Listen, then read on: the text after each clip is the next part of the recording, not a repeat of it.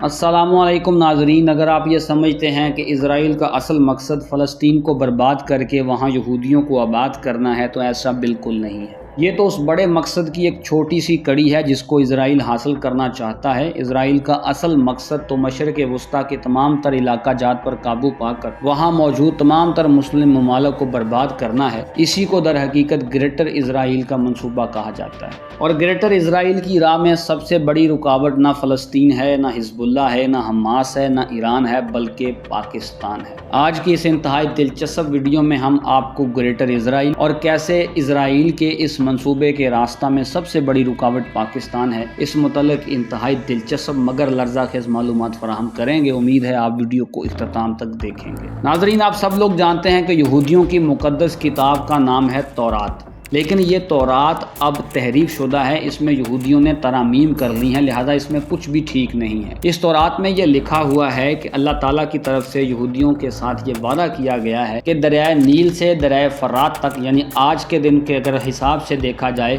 تو مصر سے لے کر عراق تک کی جو زمین ہے وہ ان کو دے دی گئی ہے۔ اگر آپ اسرائیل کے جھنڈے کو غور سے دیکھیں تو آپ کو واضح طور پر یہاں پر دو لائنیں نظر آئیں گی نیلے رنگ کی۔ یہ دونوں لائنیں بھی در حقیقت انہی دو دریاؤں کی نمائندگی کرتی ہیں۔ گویا اگر ہم یہودی نظریات کو دیکھیں تو ان کا ماننا یہ ہے کہ موجودہ زمانہ کا مصر، عراق، جارڈن، سیریا، ناردرن سعودی عربیہ، ساؤدرن ترکی، لبنان، یہ تمام تر علاقے در حقیقت اسرائیل کا حصہ ہیں۔ ان کو اسرائیل کا حصہ ہونا چاہیے ان کی مقدس کتاب کے مطابق، اور یہی در حقیقت ان کے گریٹر اسرائیل کے منصوبے کی بنیاد اور اساس ہے جس پر وہ انتہائی مستعدی کے ساتھ عمل پیرا ہے۔ یہاں پر ہم آپ کو یہ بھی بتاتے چلیں کہ اسرائیل کے بہت ہی بڑے بڑے اسٹیٹسمین بھی اسی منصوبے کے متعلق واضح طور پر باتیں کر چکے ہیں۔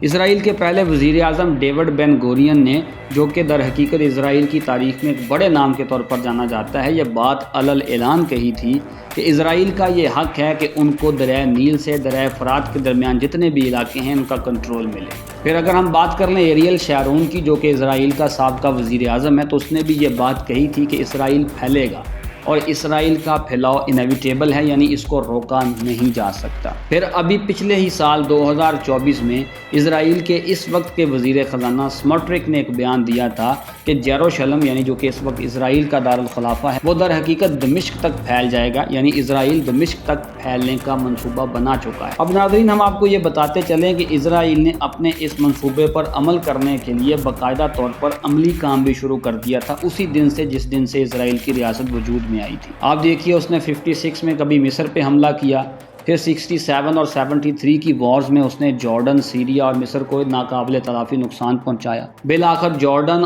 اور مصر کو اس کے ساتھ پیس ٹریٹیز سائن کرنا پڑی۔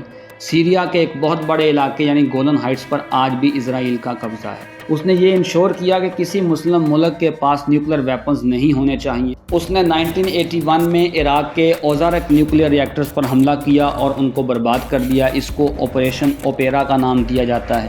پھر اس کے بعد اس نے 2007 میں سیریا کی نیوکلیر فیسلٹیز کو بھی اڑا دیا، اس کو آپریشن آرچرڈ کا نام دیا گیا۔ لبنان میں بار بار اس نے مداخلت کی اور وہاں پر فوجیں بھیجی ہیں۔ 1982 کے اندر باقاعدہ طور پر لبنان کا انویژن کیا گیا، جس کے نتیجہ میں بہت بڑی مقدار میں وہاں پر مسلمانوں کا قتل عام کیا گیا، اور ابھی بھی لبنان میں بمباری کرنا اس کے لیے کوئی مسئلہ ہی نہیں ہے۔ پھر اس نے دیکھا کہ صدام حسین اور معمر قذافی، یہ دو ایسی طاقتیں ہیں جو کہ وہاں پر اٹھ رہی ہیں اور ان کی فوجیں بڑی مضبوط ہیں، تو ان کا بھی کلا کما کیا جائے۔ پھر آپ دیکھ سکتے ہیں کہ کس طرح اس نے امریکہ کے ساتھ مل کر ویپنز آف ماس ڈسٹرکشن کا ڈرامہ رچایا اور صدام حسین کا تختہ الٹ دیا، اور اس مقصد کے لیے اس نے امریکہ کا استعمال کیا۔ پھر معمر قذافی کو اس بات پر قائل کیا اسرائیل نے امریکہ کے ساتھ مل کر کہ وہ اپنے نیوکلیر پروگرام کو رول بیک کرے، یعنی اس کو ختم کر دے، اور معمر قذافی نے ایسا ہی کیا، اور اس کا نتیجہ آپ نے دیکھا کہ پھر بعد میں اسرائیل اور امریکہ نے مل کر وہاں پر ایک عوامی احتجاج کو ہوا دی، جنہوں نے معمر قذافی کو نہ صرف تختہ سے اتارا بلکہ اس کو قتل کر دیا۔ اور آج لیبیا، جو کہ کسی زمانہ میں ایک طاقت ہوا کرتا تھا، ایک ایسا ملک بن چکا ہے جہاں سول وار موجود ہے۔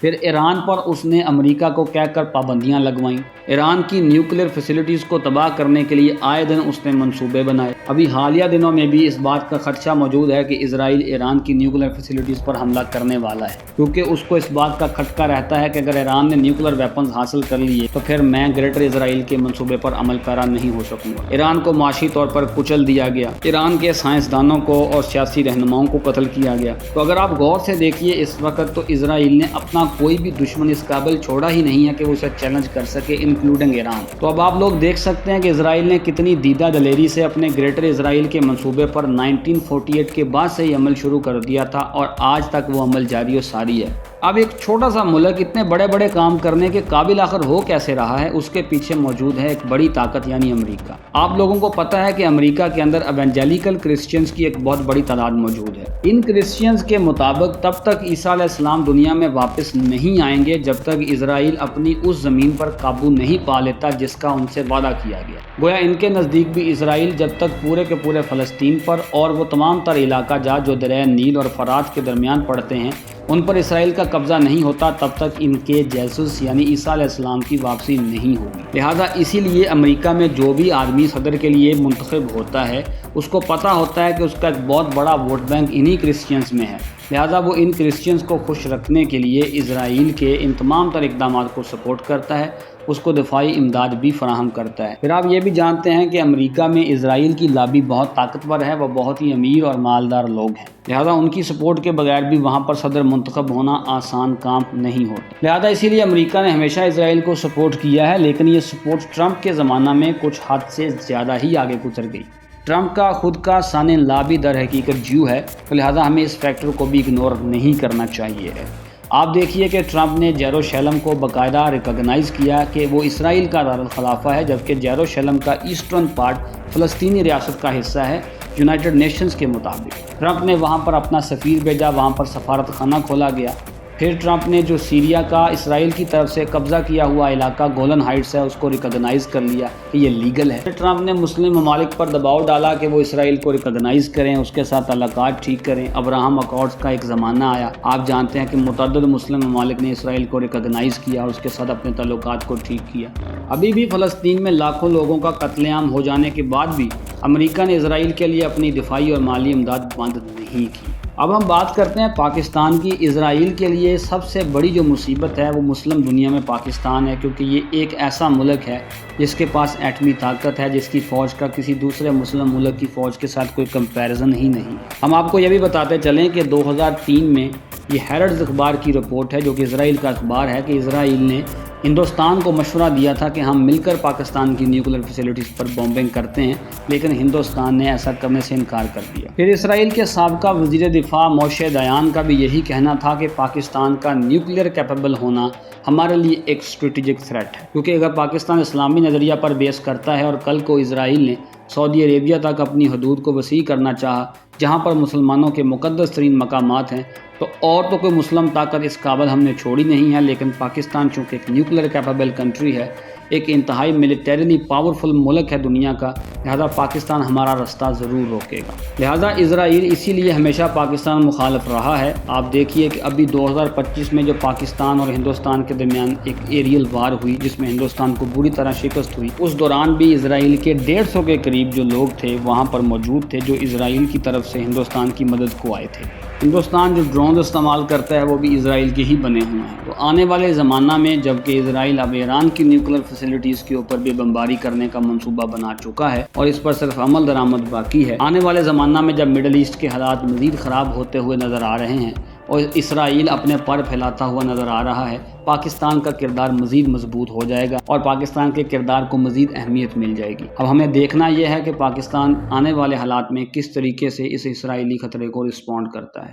امید کرتے ہیں آپ کو ویڈیو پسند آئی ہوگی، چینل کو سبسکرائب ضرور کیجیے گا۔